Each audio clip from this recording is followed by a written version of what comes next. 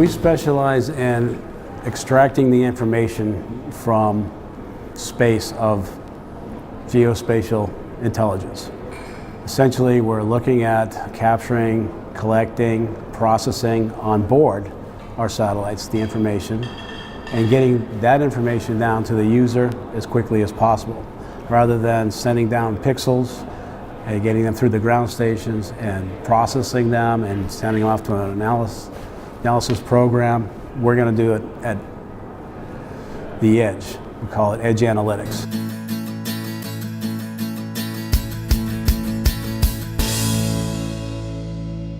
We kept it in stealth mode for the last 3 years.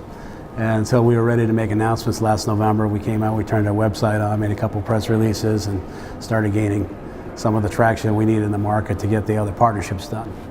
If we didn't feel we needed the partnerships, we'd be living in a vacuum. So it's good because we have some great partnerships and have swung some deals and have great teaming agreements right now to get this constellation up and rolling in the end of this year and develop it and ramp it up from there.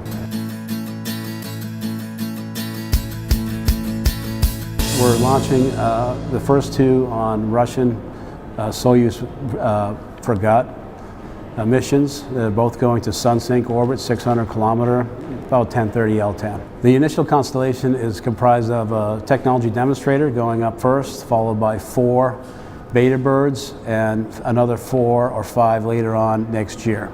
So the total constellation to start would be a 9-satellite constellation, which will give us daily refresh rates with test imaging. From there, working with the customers and partnerships, we expect to expand the constellation up to potentially a 48-satellite constellation, which will give us hourly refresh rates around the globe, and of course get that information down quicker with the potential of more ground stations developing along with the satellite constellation.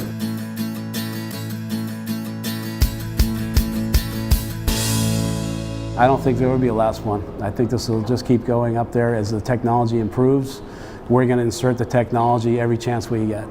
So there's Moore's Law and then there's optics. Moore's Law and optics don't really mix well, but there's other technology we can put on these birds every couple of years that we would like to continuously improve the process, extract more intelligence from the globe, and pass that on not only to the traditional government customers or enterprise commercial, but the consumer.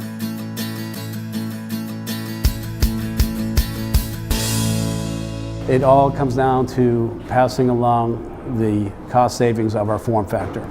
We're putting all that technology into a 12U form factor, which keeps the form and the weight low, so we can essentially get on any rocket, any orbit. We call it launch agnostic, orbit agnostic. Rather than wait a time period, we can get up whatever ride share is available and get up there quickly. And the size being so low as it is, the costs are really not that expensive on these launches.